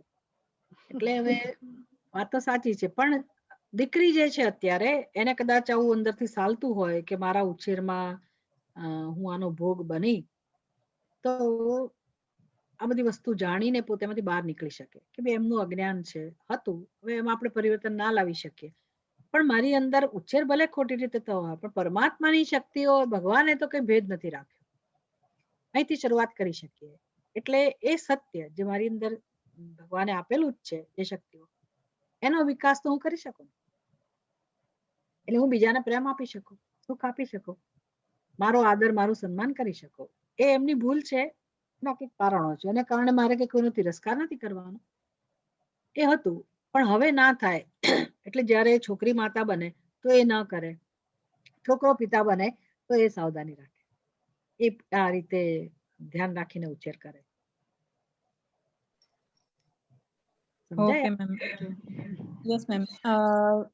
સરસ્વતીજી, હજી એક ક્વેશ્ચન હતો, એક લાસ્ટ ક્વેશ્ચન છે તમારા માટે કે મેમ સ્વામીજી, અત્યારે આપણે હમણાં 2 દિવસ પહેલા આપણે જોયું કે હિમા દાસ ડીએસપી ઓફિસર બની ગયા છે, બરાબર છે, ઈ બી એક લેડી છે, બરાબર. હવે જ્યારે બી એમ કહેવામાં આવે છે કે છોકરો હોય ને તો એ ઘરનો વંશ હોય છે, મતલબ એ ઘરને આગળ ચલાવીએ છે કે બહુ બધું કમાણી શકે છે, પણ જ્યારે છોકરીનો વારો આવે છે ને ત્યારે એ લોકો બધા શાંતિથી બેસી જાય છે, મતલબ એને આગળ કોઈ વધવા નથી દેતું. અગર એ છોકરી બહુ મહેનત કરીને વધતી હોય છે ને તો બી એને આગળ ચાન્સ નથી મળતો કે આ વસ્તુ છોકરીઓ કરી શકે એમ. અને એના સપના બી બહુ મોટા હોય કે નહીં, હવે મારે આ વસ્તુ પર જવું છે, મારે આ વસ્તુ કરવી છે, પણ એનો જે સપોર્ટ જે હોય છે ને એ નથી મળતું મેમ. સાચી વાત છે. બહેનો માટે બહુ અઘરું કામ છે. પણ તોય આનંદની વાત એ છે કે એ જે 50 વર્ષ પહેલા જે સ્થિતિ હતી અને અત્યારની જે સ્થિતિ છે એમાં ઘણો બધો ફેર છે. ઘણી બધી બહેનો ઘણા બધા ક્ષેત્રમાં ખૂબ આગળ વધી ગઈ છે, એનું ગૌરવ આપણે લઈ શકીએ એટલી સુંદર રીતે. એટલે એ નેવીમાં હોય કે પછી આ આપણો એરફોર્સમાં હોય, ત્યાં સુધી એટલે લગભગ બધા ક્ષેત્રો ભરાઈ ગયા છે જ્યાં બહેનો આગળ વધી છે. એ ખૂબ સારી વાત છે. એટલે હવે એ દ્રષ્ટિમાં પરિવર્તન તો આવી જ રહ્યું છે, પહેલા જેવું નથી. અને આવશે ધીરે ધીરે જેમ જેમ નવું શિક્ષણ અને નવી પેઢી બહાર આવશે તેમ તેમ બધાને સમાન તક મળશે અને છેવટે તો આ વસ્તુ જશે જ કારણ કે જોઈ શકશે અને આવકાર્ય છે કે બધી બહેનો આ પ્રકારે પોતાના મનપસંદ ક્ષેત્રમાં ઈચ્છાપૂર્વક આગળ વધે અને ઘણી સિદ્ધિ હાંસલ કરી શકે. હવે છોકરીઓ માટે સમાજમાંથી સપોર્ટ ના મળે બધે એવું નથી છતાંય ઘણા બધા હજી એનો ભોગ બને છે વાત સાચી છે પણ જો એ આ પોતાની શક્તિથી પોતે સભાન થશે અને આગળ કામ કરશે તો જરૂર એ બેન આગળ વધવાની જ છે. એટલે પોતાની શક્તિનો ઉપયોગ એને વધારે કરવાનો છે બીજા ઉપર આધાર રાખ્યા વગર તે પોતાની રીતે આગળ વધે અને ઈશ્વરની સહાય હંમેશા હોય જ છે. સમષ્ટિ ઈશ્વર એટલે સમષ્ટિ તમે જેટલા સ્પષ્ટ છો એટલું તમને વધારે અંદરથી સપોર્ટ મળશે. તમારું બળ આત્મબળ કે નાનું સૂનું બળ નથી એટલે પછી બીજાના બળની બહુ અપેક્ષા નથી રહેતી. તમારું બળ અને ઈશ્વર ની શક્તિ તમારો વિશ્વાસ તમારી સમજ તમારું જ્ઞાન તમારો સ્વીકાર એટલે સમાજ સ્વીકાર કરે તો જ હું સફળ છું એ માન્યતા બદલવી પડશે. હું મારો સ્વીકાર કરું અને સિદ્ધિ હાંસલ કરું એ મહત્વનું છે. Isn't it? બરાબર યસ બરાબર છે સાચી વાત છે. Thank you so much Swaminarayan. એટલે આપણે જ્યાં પરિવર્તન કરી શકીએ એમ નથી એ આપણે જાણવું જોઈએ તો પછી હું ક્યાં પરિવર્તન કરી શકું એ જાણવાની આપણી જવાબદારી છે અને જ્યાં પરિવર્તન લાવી શકું ત્યાં મારી બધી શક્તિ વાપરો અને એનો આનંદ છે એ જ મોટો સ્વીકાર છે મોટી સિદ્ધિ છે આ. Thank you Swamiji. Sunita ma'am હજી એક સેજલ હવેલીવાલા મેમ નો સવાલ છે. હા મને કોઈ જ વાંધો નથી આરામથી તમે લોકો પૂછી શકો. સેજલ મેમ. હા madam actually I am having 2 boys kids like તો એમાં હવે આપણે ગર્લ્સ રિલેટેડ કોઈ કલ્ટિવેશન કરવું હોય એકચ્યુઅલી સિસ્ટર્સ તો આવે અને જાય નણંદના છોકરીઓ હોય ને એવું પણ આપણે લાઈક બેઝિકલી કઈ એવી બાબતોનું ખાસ ધ્યાન હવે મારો મોટો સન છે ટીનેજ છે તો લાઈક કઈ મારે એને એવી રીતે કલ્ટિવેટ કરવું છે કે લાઈક ગર્લ્સ આર ઇમ્પોર્ટન્ટ એ સમજે જ છે નો ડાઉટ બટ એવું કયું કેવું પોઈન્ટ હોય કે મિસ આઉટ ના કરવો જોઈએ. ખાસ કરીને સદભાવ ગર્લ્સ માટે વિમેન માટે એક આદર ભાવ હોય બહુ જરૂરી છે એટલે કોઈ રીતે એનો તિરસ્કાર ના થવો જોઈએ. એ પોતે આપણે પોતે પણ એને શીખવી શકીએ કે જો કેવી રીતે સમાજમાં આવી રીતે અનાદર થતો હોય છે એને ઉતારી પાડવામાં આવતી હોય છે તો એ બધી વસ્તુઓથી સભાન કે ભાઈ એને આપણે એટલું જ આદર આપીએ એનો સ્વીકાર કરતા શીખીએ અને આ ક્ષેત્રમાં જ અમારો અધિકાર છે બહેનોનો અધિકાર નથી અથવા તો બહેનોએ આ કામ જ કરવાનું છે અમારે નથી કરવાનું આ બધા ભેદભાવ ભૂસાઈ જવા કે ઘરમાં પણ ઘરકામમાં પણ એ પોતે કામ કરી શકે અને ઉપયોગી થઈ શકે. બહેનોની જ જવાબદારી જેવું જરૂરી નથી અને જયારે એને બહેન નથી ત્યારે તો એ સારી રીતે કરતો જ હશે ઘરમાં તમને એટલે પ્રેમથી મદદ કરતો હોય ઘરકામમાં એટલે સરસ એને શિક્ષણ મળે છે. મુખ્ય વસ્તુ છે આદર સન્માન એટલે બહેનો માટે એક ભાવ આ પ્રકારનો એ કોઈ પણ ફોર્મમાં કેમ ના હોય કોઈ નોકરાણી પણ કેમ ના હોય કે પડોશમાં હોય કે ક્યાંય પણ હોય એના જેના પણ કોન્ટેક્ટમાં આવે જ્યારે ત્યારે એક આ પ્રકારના વ્યક્તિત્વ માટે સ્ત્રી માટે એક આદર હોય બસ એ સૌથી મહત્વની વસ્તુ છે સદભાવ અને આદર એ જ મોટો ગુણ છે આપણી સંસ્કૃતિમાં એ જ છે એનું જ મહત્વ છે.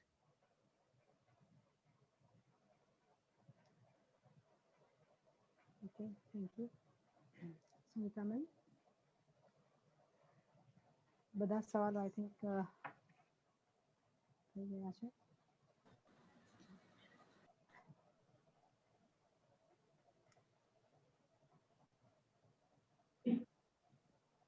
હજુ કોઈને કોઈ પ્રશ્ન હોય તો પૂછી શકે છે. હા આપણી પાસે ઘણો બધો સમય છે મારી દ્રષ્ટિએ.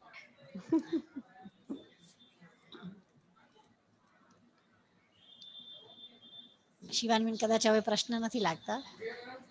હા હા એ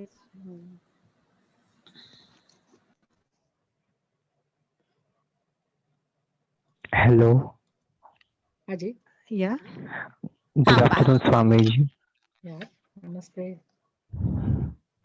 स्वामी जी, लाइफ में आपको ऐसी कौन सी एक्सपीरियंस है जिसने आपको मोटिवेट किया हो?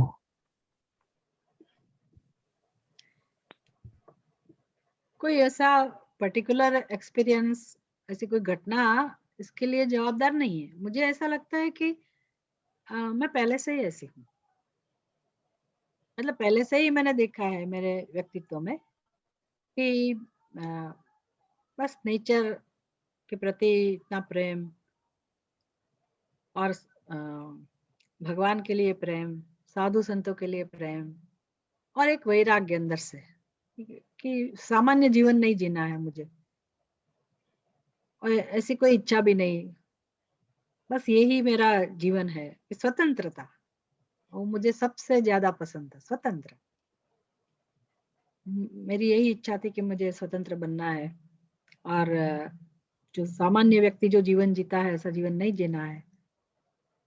और प्रेम क्या चीज है, शांति क्या चीज है, मुक्ति क्या चीज है, व्हाट इज भगवत तत्व, व्हाट इज द रियलिटी, ये जगत क्या है, ऐसे मुझे बहुत विचार आया करते थे। ये जगत, ये इतने सारे लोग है, कहाँ से आते हैं, ये क्या हो रहा है। सब जन्म जन्म होता है सबका, लेकिन बाद में सब मृत्यु मृत्यु भी आती है। तो ये क्या है, क्या हो रहा है जीवन में, ये सब क्या है। बस मुझे एक ही प्रश्न था। तो भगवान ने धीरे धीरे ऐसी व्यवस्था कर दी कि मुझे ये सब जवाब मिलते गए। स्वतंत्रता के लिए प्रेम, प्रेम के लिए भी प्रेम, अपने लिए भी प्रेम, बस यही एक निमित्त है, कारण है। थैंक्स स्वामी जी। नमस्ते।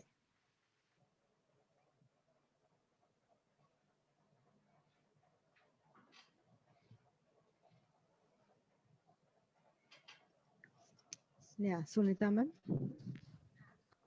હા મેડમ. હા, બધાને હવે કઈ આમાંથી એવું કાર્યક્રમનો લાગ્યું, આપણે આ બધું આ પ્રશ્નોત્તરી કે પછી આ પ્રકારનું સેશન આપણે ગોઠવ્યું, તેમાંથી બધાને કઈ ઉપયોગી વસ્તુ મળી છે? યસ યસ ગમ્યું બધાને? Yes ma'am, yes ma'am. બહુ જ સરસ હતું, બહુ જ કિંમતી વર્ડ્સ હતા તમારા સ્વામી. પરા વિદ્યા. વિદ્યા, હા, થોડું થોડું અંદર ઉતરી જાય તો બહુ સારું. પરા વિદ્યા, આત્માને જાણવાની વિદ્યા, સત્યને જાણવાની વિદ્યા.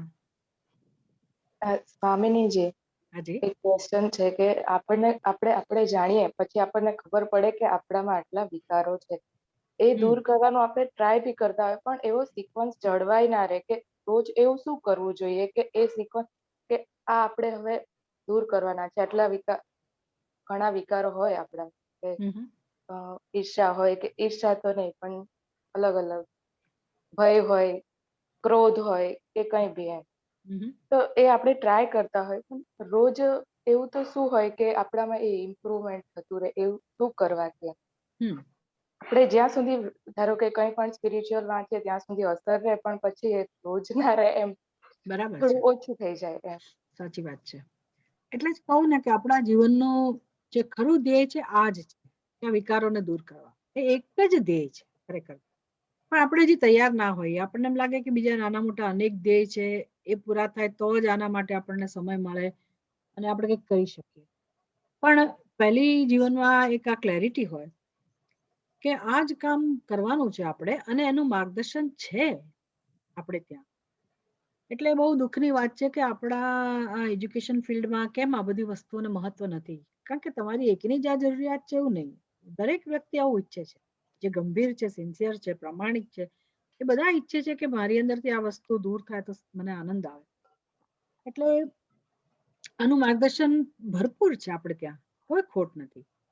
એટલે આ તો શિક્ષણની અંદર વણાઈ લેવું જોઈએ, વણાઈ જવું જોઈએ ખરેખર તો આ. અને એક સમય હતો કે આ બધી વસ્તુઓનું માર્ગદર્શન અપાતું હતું અને લોકો એ માર્ગે જીવન જીવતા હતા, અને ધીરે ધીરે એને સમજાતું હતું કે હા, આ વિકારો દૂર કરવા એ જ એક આપણું મહત્વનું કર્તવ્ય છે. બાકી બધું એને સપોર્ટ સિસ્ટમ જેવું છે, એને ઉપયોગી થાય.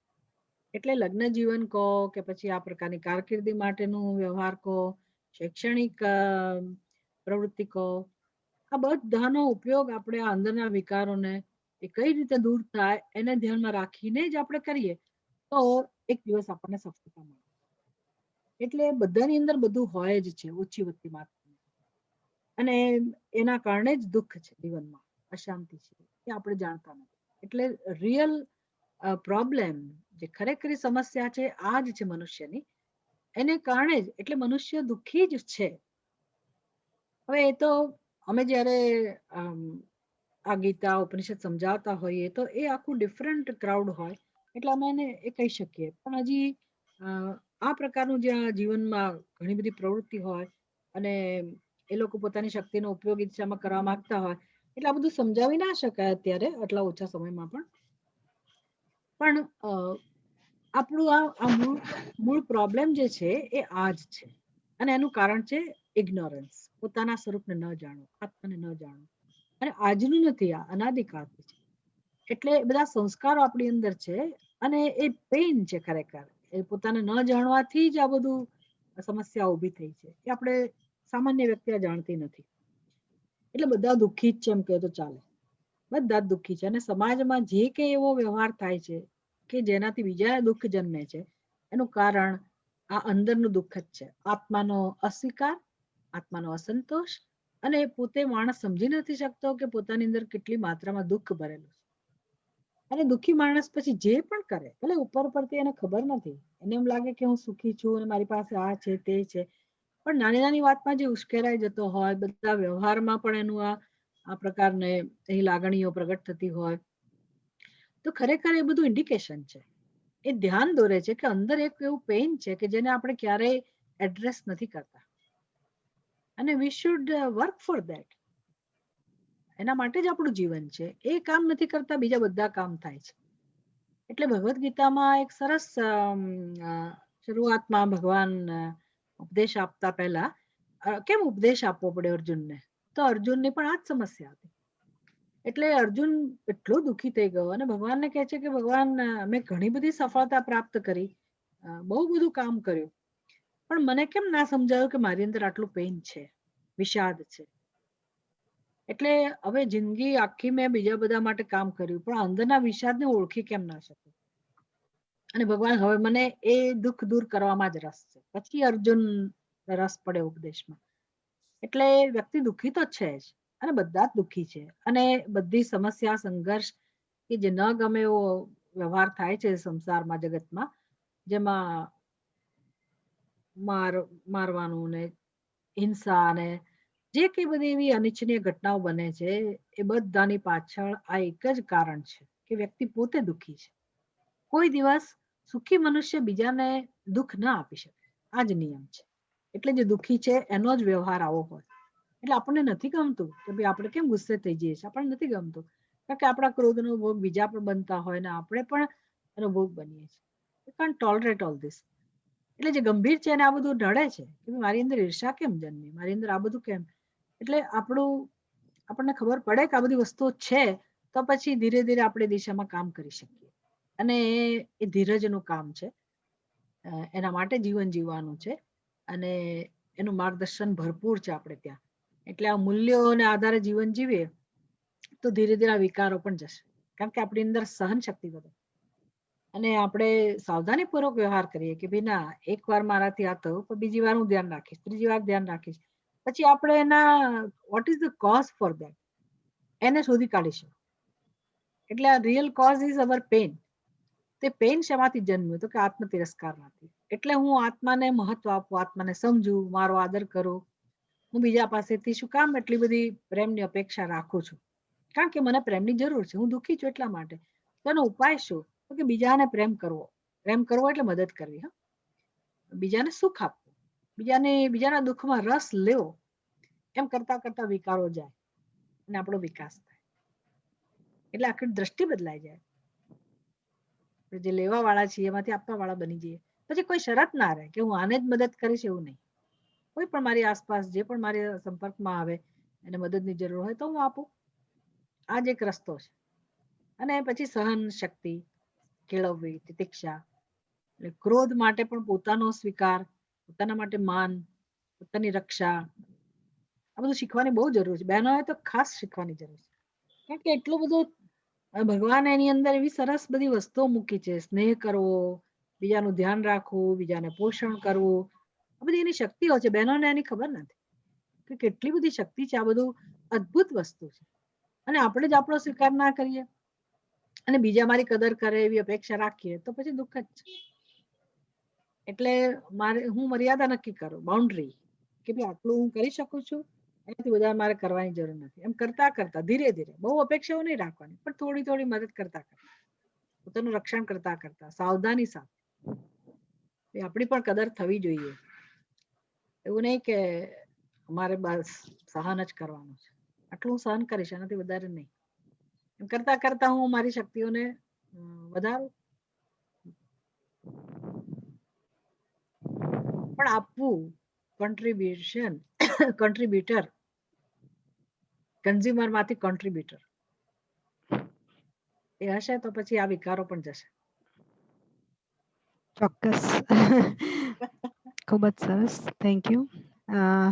સુનિતા મેમ, આપ વોટ ઓફ પ્રપોઝ થિંક કરો છો? What of things? Swamiji, I am very છેલ્લો happy that I got this બહુ ઓપોર્ચ્યુનિટી. જ આનંદ થયો. 1.5 કલાકથી આપણે સાથે છીએ, પણ જે ખરેખર જે આત્મા કી ખોજ છે એ તરફ શરૂઆત થઈ છે એવું ફીલ થવા લાગ્યું છે. Very nice. શરૂઆતમાં તમે કહ્યું કે સાચી સફળતા એ છે કે જીવનમાં કોઈ ફરિયાદ ના હોય. આ જ વાક્ય એટલું બધું કહી જાય છે, અને સાથે સાથે તમે એ પણ કહ્યું કે જડ અને ચેતન બંને સુંદર છે. હવે જ્યારે આપણે આ સ્વીકારીશું કે જડ અને ચેતન બંને સુંદર છે, એટલે પછી જીવનમાં કોઈ ફરિયાદ નહીં રહે. ખરેખર ખૂબ આનંદ થયો. શિવાની મેડમે ખાસ કર્યું કે ખૂબ સરસ વિષય છે, અને સ્વામીજી દ્વારા આપણને ખૂબ સારું માર્ગદર્શન મળશે. 100% સંતોષ છે, અને હવે આ તરફ અમે આગળ વધીએ એવા આપ અમને આશીર્વાદ આપો. આપના ખૂબ ખૂબ આભાર. સાથે સાથે વુમન્સ ડેવલપમેન્ટ સેલના અમારા ચેરપર્સન વીણા મેડમ, કે જેમણે આપણને આ પ્લેટફોર્મ પૂરું પાડ્યું છે, એમનો પણ હું ખૂબ આભાર માનું છું. સંસ્થા તો આપણી સાથે છે જ, આપણા ચેરમેન સર તો છે જ. અહીંયા મારી સાથે આજે ઘણા બધા WC કોર્ડિનેટર જોડાયા છે, કે જેના થકી ઘણા બધા વિદ્યાર્થીઓને આજે આ લાભ મળ્યો છે, એનો પણ હું ખૂબ આભાર માનું છું. શિવાની મેડમ તો મારી સાથે હંમેશા હોય છે, તેમનો હું આભાર કઈ રીતે ભૂલી અરે શકું. ના ના, નોટ રિક્વાયર્ડ. બધા જ વિદ્યાર્થીઓ, ખૂબ ખૂબ આભાર કે આપણે જ્યારે આ પ્રકારના વિષય સાથે આપણે જોડાઈશું, તો આમાં કેટલાક પ્રશ્નો આવ્યા છે સમાજના, તો જ્યારે આપણે પહેલા સ્વથી શરૂઆત કરીશું તો આ ઘણા બધા પ્રશ્નો આપણે હલ કરી શકીશું. અને જેની પ્રેરણા આજે મળી છે આપણને, તો આપ સૌ જોડાયા અને આપણે આગળ થકી કંઈક સારું કાર્ય કરીશું, એ બદલ પણ આપ બધાનો ખૂબ ખૂબ આભાર માનું છું. ફરીને સ્વામીજી આપનો દિલપૂર્વક આભાર માનતા ગૌરવ અનુભવું છું. અને બધા વિદ્યાર્થીઓ વતી જો હું કહું, વિદ્યાર્થીઓને ટેક હોમ, જેને કહીએ ને કે સેશન એન્ડ થાય તો સમરાઈઝ કરીએ સેશનને, કે છેલ્લે હિમાની પરમારનો સવાલ હતો, તો એવું કહીશ કે સેલ્ફ રી એન્જિનિયરિંગ કરવું સવારે ઉઠીને અને રાત્રે સૂતા વખતે, એન્ડ ધેન યુ કેન ઇમ્પ્રુવમાઇઝ. અને કમ્પ્યુટર્સના છોકરાઓ છે, હું ઓળખું છું એટલા માટે, કે ભાઈ પ્રોગ્રામમાં સેટ કરી દેવાનું ઓટો સિસ્ટમમાં, એટલે ઓટોમેટિકલી એ એક્ઝિક્યુટ થાય અને આપણી પોતાની શક્તિને એન્હાન્સ કર્યા કરે. નથી જોઈતી એ વસ્તુ બહાર કાઢે અને જોઈએ છે એને અંદર નાખે. Thank you. અસ્તુ. ખૂબ ખૂબ આભાર. ચલો, નમસ્તે બધાને, all the thank you. Best. Thank you. God bless you. Thank you. Om Om Swami. મીટિંગને એન્ડ કરું છું મેડમ. હાજી, નમસ્તે. Thank you, ma'am. નમસ્તે. Thank you, ma'am. નમસ્તે. ઓમ શાંતિ. ઓમ શાંતિ. ઓમ તત્સત.